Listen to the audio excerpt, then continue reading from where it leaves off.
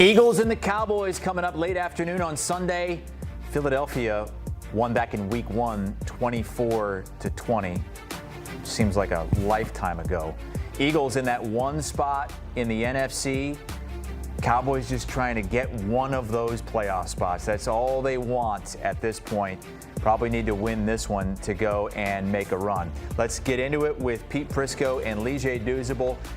Eagles have been winning games in spite of their offense, but even though they're not taking losses on the field lately, 4 straight wins, a big loss off the field in Lane Johnson. How big of a deal is that? It's big, but Fred Johnson's actually played well for them. He's been their 6th offensive lineman now. Again, let me preference that because Lane Johnson's the best right tackle in football.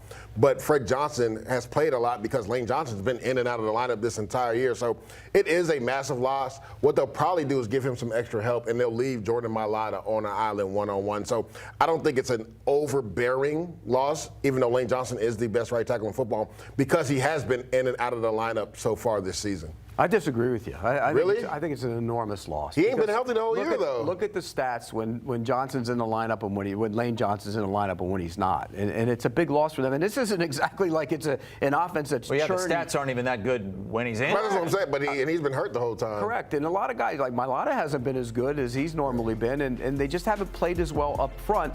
And the offense has no rhythm. Yeah. You know, there's nothing. When you look at it, what do they do well? They can't even get the tush push to work. I mean, right. I mean, their identity has always been run Barkley in the last year. They ain't been doing it. Right. They don't do it. Yeah. And so you hear all these receivers complaining, and I just don't think that there's any sort of rhythm. In fact, there's heat on Kevin Patullo, the play caller. Yeah, there is. A lot of it. And so they need to get out of that funk. And they're facing a Cowboys defense that's better. Yeah. I mean, you get Quinnen Williams and Logan Wilson and Overshawn and Ravel and Hooker, and you get them all back, and you got 6 new guys.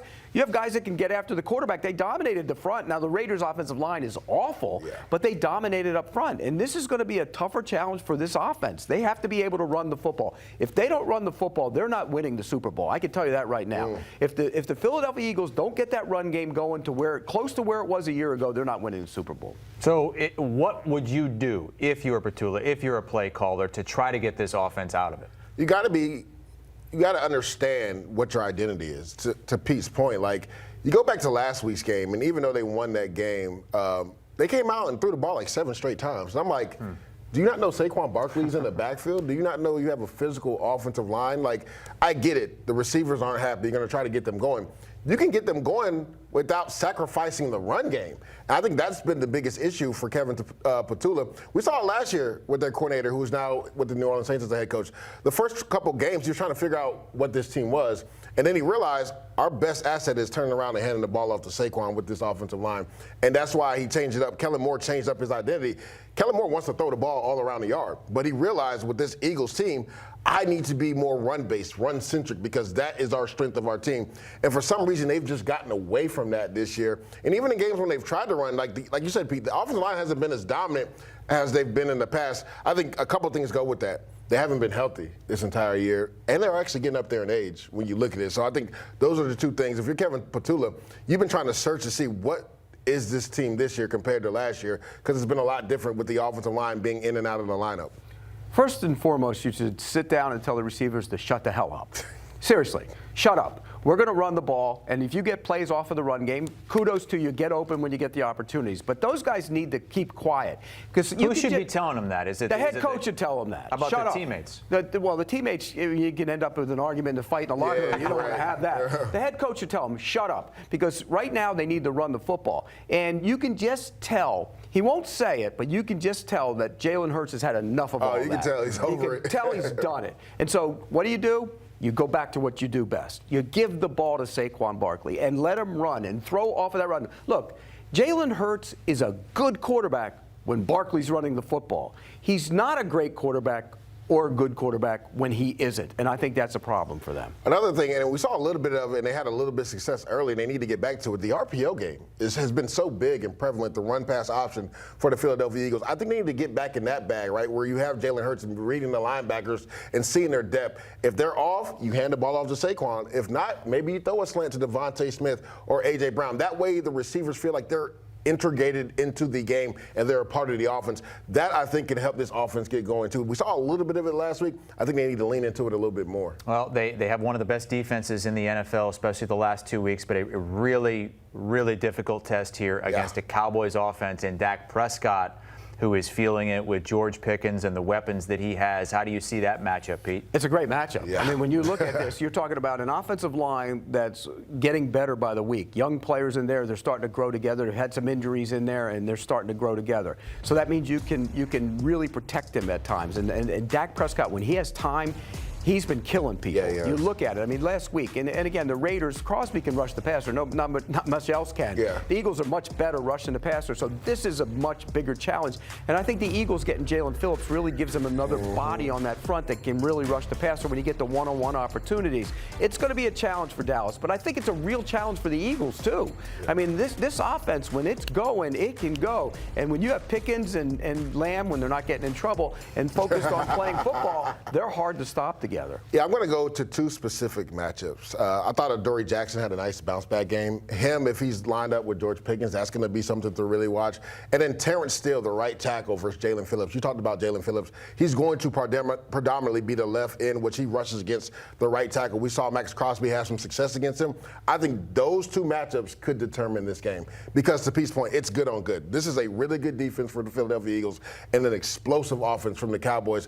And I think those two individual matchups, when they're matched up, Adoree Jackson, George Pickens, and then also Terrence Steele, Jalen Phillips could determine this game. Terrence Steele was benched at one point, by the way, and they paid him a lot of money. He's back in as a lineup. I think this is going to be everything we always wanted to see, and it's nice for the Cowboys offense to take the field, not knowing that they don't have to put up 45 to win the game because the defense is better. Well, you guys both think that the Cowboys could make a run here. Yeah. Sportsline only gives them an 8.5% chance. Why do you guys think it should be higher than that? Because, one, we talked about their offense and how explosive they are. They average over 30 points a game. And to Pete's point, they've added players on the defensive side. Now, again, the Raiders aren't a great litmus test, but you just love how dominant they were with the defensive tackles. And it's not even the people that they just added via trade. They got healthier, Pete. I think that's the biggest thing as well. So when you look at it, this is a team that I always thought would muddle around 9-8 this year.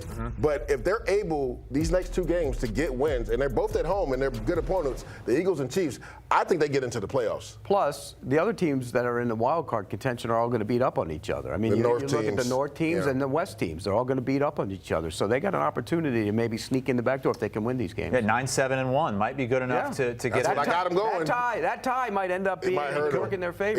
It could hurt them, though, too. Potentially as well. Let's move on to Fresh Picks and get a pick for this game. Fresh Picks presented by Fresh Pet, healthy food, fresh from the fridge. And it's the Eagles, a 3.5-point road favorite. Who do you guys like? So I did a little research, and Dak rarely ever, or actually he's never been swept when he's been healthy by the Philadelphia Eagles. So going off of that, they lost earlier this year in Philadelphia. I'm taking the Cowboys with the points, but actually I'm taking the Cowboys on the money line.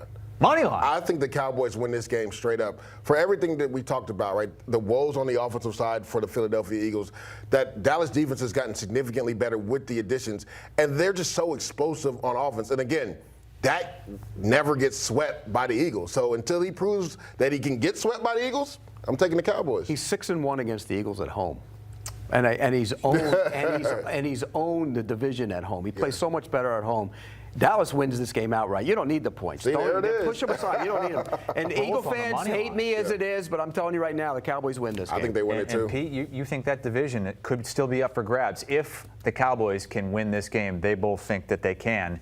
Take them on the money line and 3.5. A little sprinkle there. Game day recap on Sunday, 8:20 Eastern Time with Pete, Damian Harris, Rand Carthon, hosted by Haley Sutton, recapping everything that happened earlier in the day on Sunday. Check it out this Sunday, Week 12.